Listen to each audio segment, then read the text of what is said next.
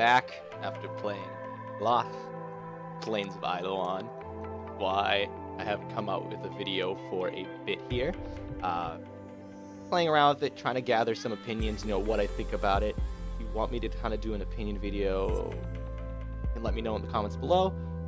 But other than that, sticking with my good old schedule of showing you frames and builds that will be useful in every situation, no matter what game mode and no matter how far you go, that this build will be viable. Which I cannot stress enough with especially Frost here. He is very, very needed for me to say that, because I know a lot of people, which I will show you right now, there's a lot of people like to sometimes build around Avalanche and things like that, but the problem with Avalanche is that it's a damage that does not scale. Yes, you have the armor reduction, which is fantastic, but that's the armor reduction, which I don't need to use because I have weapons that can take care of that. But that's the thing, is that Avalanche, it's great at lower levels, but if I want to have a build that's going to be useful forever long you go, that really Avalanche isn't going to be able to help sustain that. It's really working with Snow Globe, which if you don't know, Snow Globe, the health will go with power strength, it will go with armor, and it will go with health mods, with Frost as well. And that's how I got it kind of up to that level right there. Ice Wave is still useful. You don't get really any scaling changes with those. It's really the kind of the damage and the cold proc that we're really looking for. Again, great at low levels for damage. Other than that, the Ice Wave is just going to be to slow down a large group of enemies. Freeze, pointless. Not worth the energy. Maybe to kind of freeze one target and leave them there, and that's about it. But other than that, you don't need to use freeze, because if you don't know if a target is frozen, not cold proc, but frozen, they do not get any status effects on them at all.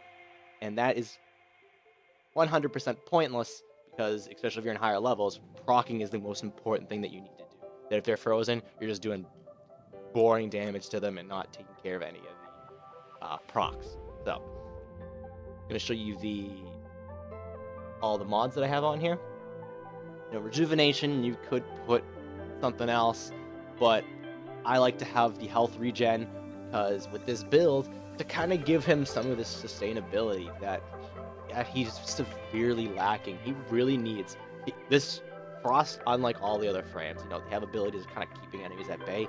He doesn't really have that. He's just got Globe, and because of the way the enemy AI is, it doesn't, and that's why he struggles a lot, is that all his abilities don't really have that crowd control ability necessary. Even like a max range Avalanche, it's only going to stop them for a few seconds. It's not going to stop hits from far away, things like that.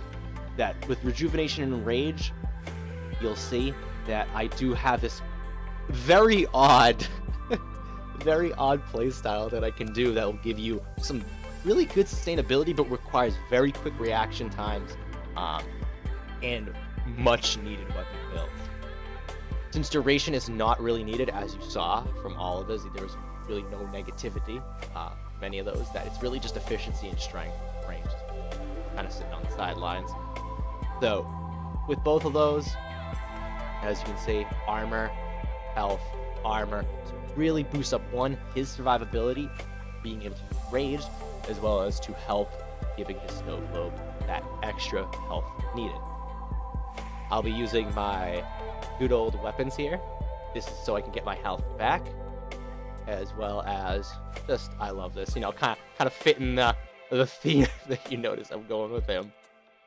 So I will be using also my back piece, which does have health regeneration, because again, this build relies heavily, especially in strict situations, to have an ability to get health back. I'm going to quickly show you guys the Infested. The Infested are pretty straightforward when it comes to this. I think I already had my globe out for this. That, they'll come in, that major slowdown will help you be able to take care of them as needed. I'll be versing level 150s, so this is going to be extreme examples of, what you're going to be doing. So if you're going to be looking to do long-range survivals, etc., it's going to kind of have the look down. The globe is going to be great as far as Infested go for those little hooks, But other than that, you can kind of just chill in your globe. It's not going to take any health from him. It's just going to be, you know, stay in here, wait for them to come to you and take care of them, or shoot them from the outside as they're coming in. Pretty simple. Now here's where things get a little bit complicated, and why you'll actually see where his problems lie. Is the AI, the wonderful AI, don't like to stay back and shoot at you. They like to slowly, it might be just with the bombards, but any enemies that do this, even though they have guns, they like to get in your face. And not even just the bombards, even the corpus, the enemies, they all like to keep walking up to you while attacking. And that's where, especially on high levels, you're going to run into some big issues. That, you know, I'm shooting from far away here. They're going to just slowly walk toward me. Now, this isn't my good tear weapon. I actually have a really awesome weapon to tear away armor here. But use this. That'll help rip away armor. Again, they're frozen. If you notice, don't have any procs. I wasn't able to put any, you know, procs on them. Now I can put procs on them. So, really, avalanche is not useful. So, what we're going to do, throw some snow globes out. Now, this kind of trick I have, which isn't going to really work with them. With bombards, it's really just kind of keeping them out. As you notice, I took a hit. I survived the hit. But now I'm going to have a weapon to get my health back here. I'm going to say just inside. They took away my globe. I wasn't paying attention. Or I was just outside. The trick, this survival trick that I figured out, is to cast a snow globe. The thing that I don't think you people know is that they've actually changed it so that the explosions do not go inside of the globe anymore. You can actually stand at the edge of the globe and the explosion happens. It won't actually go through. As you can see, I'm standing just inside, swinging like a madman. Trying not to get hit by these guys here. Got to pay attention to that snow globe health. Cast another one out. I took some hit, got that energy back, get that health back, get these enemies out. That this is the way I've kind of figured to give him this survivability. It's this stay in your globe, swing, or move out to where the enemies are, take a hit, get enough energy to cast snow globe again, try not to die, and rinse, repeat. You're going to get that energy back, you're going to get that health back, you're going to survive the hits, and this is the survivability that I can think of. It's going to be kind of probably piss off your friends, your teammates, but this requires really just for you to pay attention to your health. Your health is the most important thing. You see your health drop at all, cast another snow globe, because chances are that damage you just took, you're going to have more than enough energy to cast another globe and kind of move yourself along like I'm doing. I'm slowly edging myself along. The second I notice I take some health damage, I'm going to quickly cast globe so that I can not die, which I'm probably going to die. Nope. So look at this. I got some pretty decent survivability right now. Just making sure I get that health back as fast as possible. And like I said, you can see the health dropping on my globe in the bottom right. But really, it's just paying attention to my main health. Because, boom, I got all my energy back. Cast it. I shouldn't have rolled into it. But as you can see, that's really like the oh crap, you know, build that I have. The globe itself is going to be perfectly fine for, you know, taking on loads and soaking up loads of damage. You could see when I was putting those globes down that they're able to take a fair amount of firepower from level 150s. I'll even just, you know, just for examples, Corpus, their guns absolutely shred the shield. So I mean, I'll do a quick example, but I'm not going to go into like survivability mode like you saw me do with the bombards there. What I'll do is throw in some heavy gunners, show you just that 4-second vulnerability phase that gives it health, as well as how much health it can take from that point on. So these guys are really going to try to take me out. So they kind of do the same. They shred that shield away. Probably actually faster than the Corpus now that I'm looking at it. That, yes, when you're getting at ridiculously high levels, that's the problem with Frost, is that he has a very hard time to survive super high levels without, again, other teammates or weapons to take care of that situation. I wasn't really trying super hard to do it, but really the best viable option is that globe jumping. Get hit, throw a globe, take out anything inside or outside that globe, rinse, repeat, rinse, repeat, rinse, repeat. You know, lose health, get energy, globe, lose health, get... That's at higher levels, it's the only way. Other than that, the globe at like, I'll drop these guys' levels a bit.